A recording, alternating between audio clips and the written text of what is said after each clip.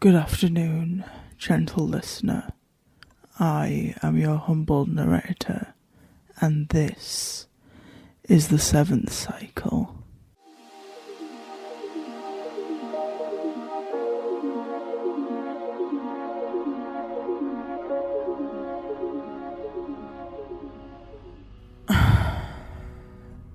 It's great to be back with how things are meant to be, isn't it, listener?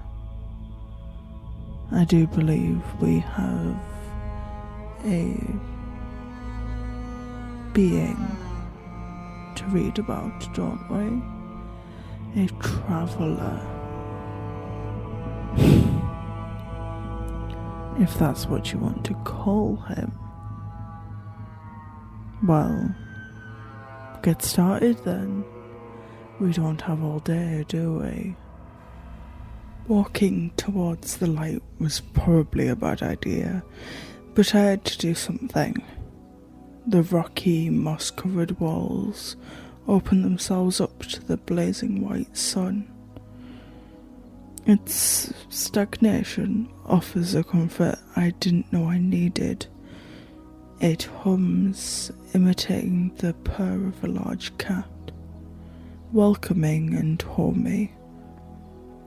Finally, some space and time to relax. I needed it at this rate. The air is calm, the temperature cool, not cold. The perfect way to relax. Then the moisture seemed to evacuate the area. The calming blaze turning harsh. Caverns of cracked skin ran from my fingers up to the inside of my elbows. The sauna struck deep. The ache, a background presence since Crockham, magnified into an all-consuming scream for relief. It was everything, every sensation, every breath, every moment, until it stopped. Relief loses to the maddening wave of curiosity. The green shard is back. Not in its form that it occupied before, with the insects made of solid water. A new form, one that imitates that of a compass, pointing directly towards a field of trees in front of me. One would call that a forest in my profession. A forest of trees, each continuing on with the purple theme of the grass. The leaves spot a darker, more richer purple, one that someone would assume nobles would drink their wine in. But the trunk isn't purple. It's not the white of the sun either, or the blue of the sky, or the yellow of my bracelet, you could say. No. It's orange. The orange of my curtains.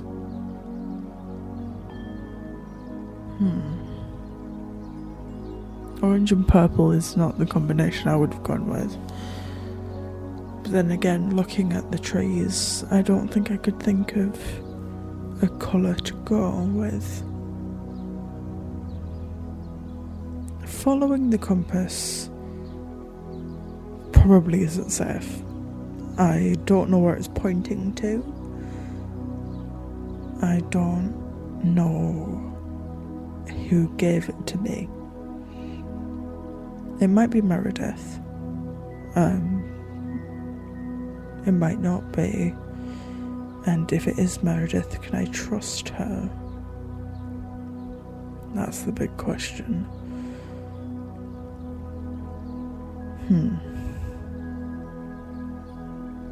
can't just stand here out in the open either. I don't think I'm coastal. I might be. And I'm a bit too out in the open right now.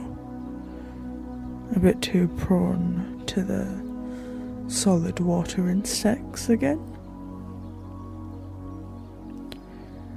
And I think any form of shelter I can get right now that isn't that cave, I should take. So, following the compass is what we're gonna do. I don't overly enjoy the uses of compasses. I understand how they work. Simon has explained it to me. But I prefer landmarks as my way of knowing what's where. It's more useful, in my humble opinion. Easier to draw maps, easier to figure out where things are in relation to each other. But I don't really have landmarks here. I have natural features, yes. I haven't come across any sort of settlement though. I know things reside here. I heard the whispers before. And I've seen the wildlife, well, some aspect of it. But I'm gonna have to trust it, aren't I? Okay, I'll trust it. So, to the forest we go. Now, the forest isn't as large as I was expecting. Now, I haven't traced every rock and every route that I can see. I haven't gone from one end to the other. But what I have seen is quite interesting. Now, not all of the trees have the same variation as the ones that I saw from the outside.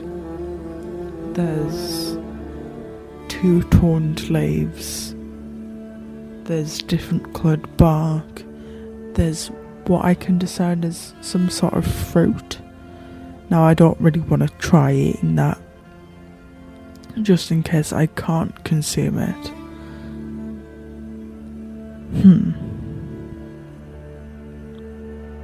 So the compass is still not pointing, I think north is what Simon said.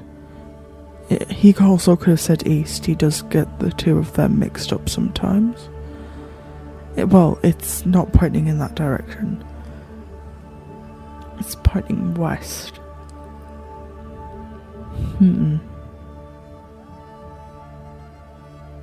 Well, I could set up some sort of shelter for the night.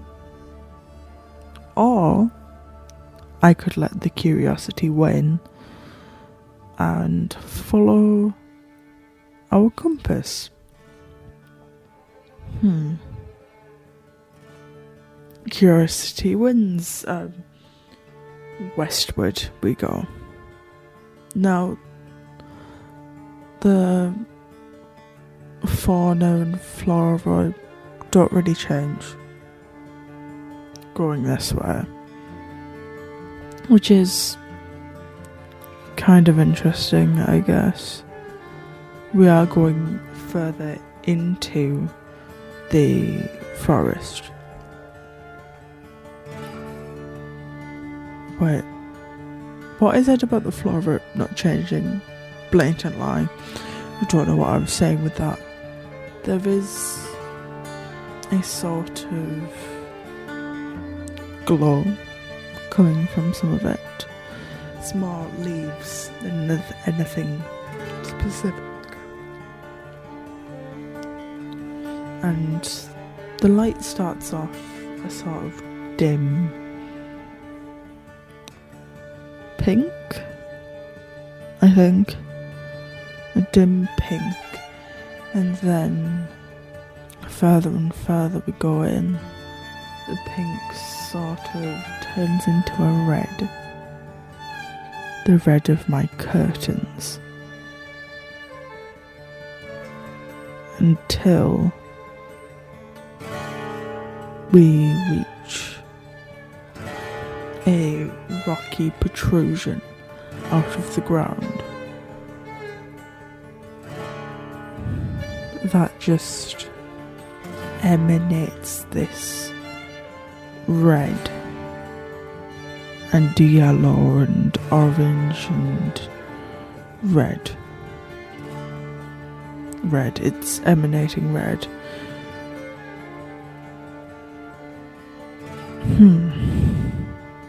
The compass, well, it's not really a compass anymore. It's this crystalline, transparent rose. The green one, because apparently they exist. It's thorns cutting through my gloves a bit. I haven't bled in a hot second. That's a lie. I literally got my blood drained a day ago.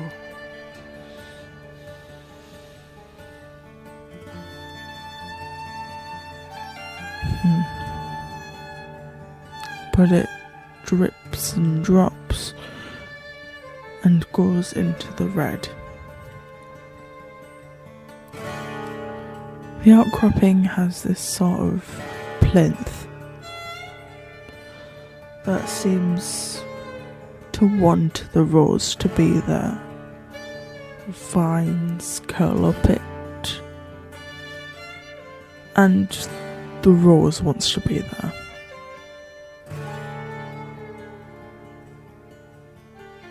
The rose wants to be there. So I put it there. I place it on the pedestal. Bones protrude out of the ground. Out of every single surface they can. Sinew drips and drops down between the bones, coalescing in a tiny pool at the bottom. It's getting my boots wet, and I just reach and touch. No, we're not touching. We're not touching random bones in a place that I have never been before. We are not doing that. But it turns out I have. And the light fades. Everything goes black. But the rose is on its pedestal.